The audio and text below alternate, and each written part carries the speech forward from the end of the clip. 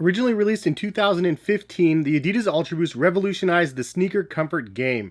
Now in 2023, with over 2,500 boost pellets in each pair, the Adidas Ultraboost Light is the lightest Ultraboost to be released and features the appropriately named Light Boost. But how are these for casual use?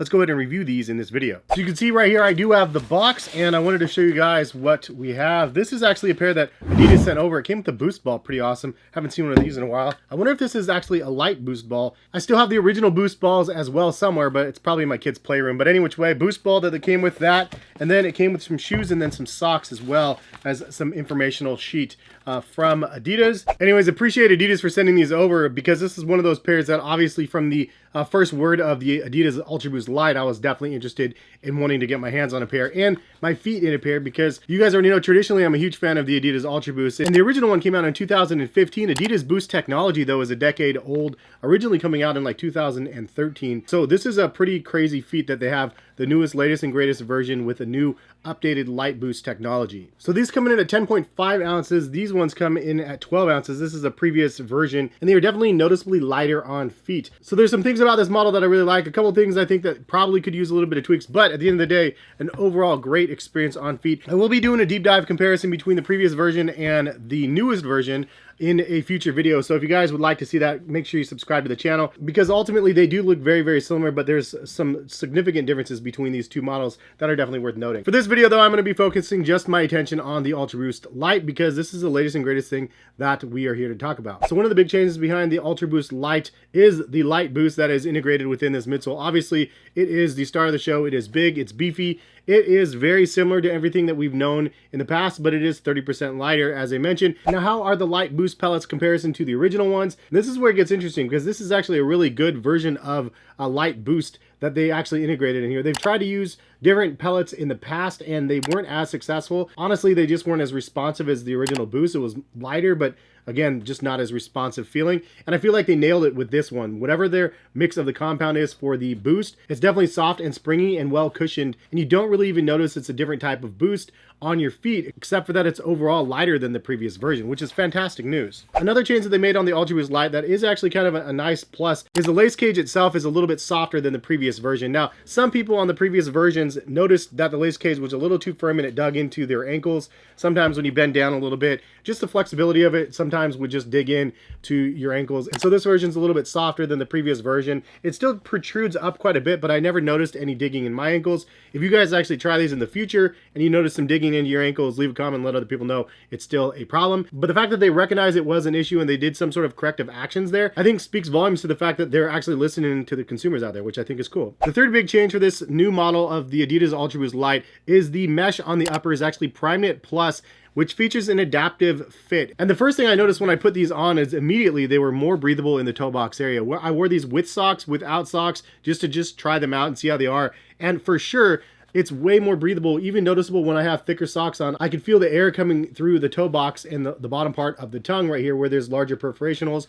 It's very welcome, and it was actually very interesting to feel such an airy feeling on feet with these shoes, considering I know how the Ultraboosts are. The last version was somewhat breathable, but not near as breathable as what I feel like the Primeknit Plus offers. The adaptive fit part I can't really speak to as much, but it sounds like the idea is that it's supposed to lock in your foot a little bit better. And as you're running or walking in these things a long time, the knit won't get really loose or anything like that. It should be like very well like contained. I'm not 100% sure. I'll have some more words from what Adidas says specifically about that. But what I gather, adaptive fit sounds like a fun, fancy name. And they do fit really nice on feet. And I like the snugness of the toe box area. The knit is flexible, but it's not too flexible, and it's not too firm either. They did a really good job with the mesh material, and it is an upgrade from the previous for sure. And that leads us into the second thing that this shoe offers, which is 10% less of a carbon footprint than the previous version of the Ultraboost 22. And this Primeknit Plus upper is actually about 50% recycled materials as well, which is kind of a cool feat. The fact that they make a nice like feeling pair of sneakers with a nice feeling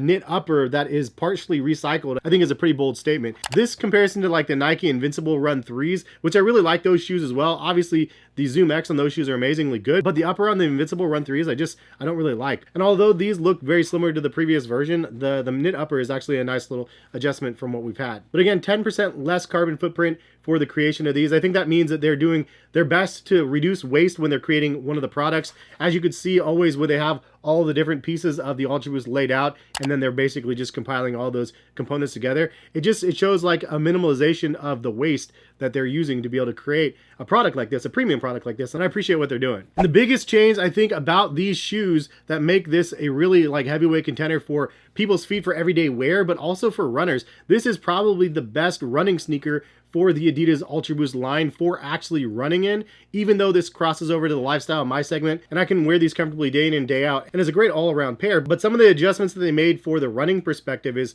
pretty significant. Like, check this out. You see this LEP system? It's insane, the spring back as you get. And they actually changed the LEP system from the previous version. You can see it actually comes up and comes around here instead of through the midfoot of the shoe. Really, really interesting change, but the spring of the toe off right here is insane. Like, it's really bouncy off this toe off right here. And if you're running around the shoe, obviously that is going to be kind of a competitive advantage to be able to spring you as you're going forward. I think that is a nice integration. I think from the runner's perspective, people are going to really like that. It's not so ridiculously springy that you notice like a weird spring when you're walking around. The heel-toe transition is just as good, if not better, than the previous version, which is something that I actually give a lot of kudos to with Adidas, and their heel-toe transitions just felt really smooth in this model because it is a big, bulky looking midsole here, and there's the biggest amount of boost obviously in the butt of the shoe. The forefoot is not as springy, but you could see obviously for the heel strike here, it's nice, but then you have something for those people that toe off, which is obviously like the runner's thing, is right off the toe here, it really springs. And I think that's going to be a big adjustment for people that are wanting to run in these. I wore these on the treadmill in the garage a couple times, and I got to tell you, like, it really felt good on feet. It felt like a great pair of sneakers just to be able to throw on and wear. Training sneakers, if you will, or whatever. I don't know if it's the one that people are going to go to for race day or anything like that. Obviously, there's lots and lots of other options, even from Adidas with their Light Strike technology.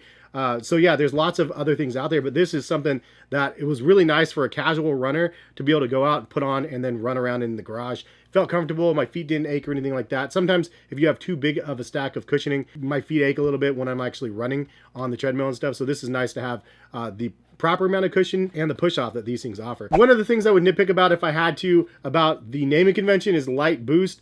It's kind of weird. Maybe I guess what they're trying to do is like Light Strike Pro. Now this is Light Boost. Maybe they'll have a Light Bounce in the future. I'm not really sure, but ultimately maybe they could have just named it something else, unless they're trying to just keep it within that light ecosystem, which I guess it does make sense. It is the light version, so it's kind of a small nitpick. And the only other minor complaint about the shoe is just I wish they had more cushioning around the tongue of the shoe, or that this was just a little bit more relaxed. Now obviously you have an overall better experience if the tongue is stitched down a bit like this, because then you do have the lockdown properly that you should for the heel and stuff, so it does feel well balanced and stable and whatnot. So I understand the need for what they're doing here. However, for somebody on the lifestyle side of things, I don't like to have to sit down and pull my tongue open here and slide these in. Sometimes the tongue folds down when I'm putting them on just because out of sheer laziness. So I would have liked if they had a relaxed version. One of the pluses about the original Ultraboost was that the tongue was puffy enough and there was enough structure here in the front that you could pretty much just slide them on and not worry about the tongue bending in. And so I wish that they had integrated some of that maybe in the lifestyle version. In fact, that's really something that they should just do, is create like the professional running version and then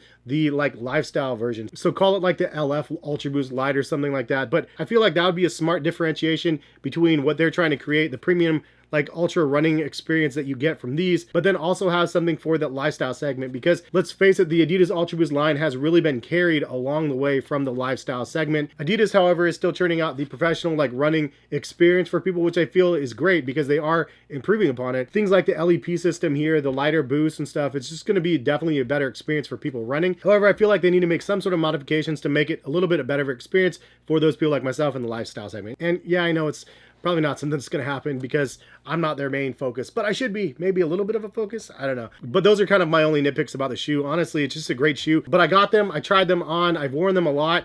They have a little bit of a spring back there. They're lightweight. It's an all-around great experience on feet. And honestly, it's just one of those things to keep an eye out on. Now, I know the price point is $190, a little bit steep for people that just don't want to buy a pair of sneakers for $190, unless you're an early adopter and you just want the latest and greatest.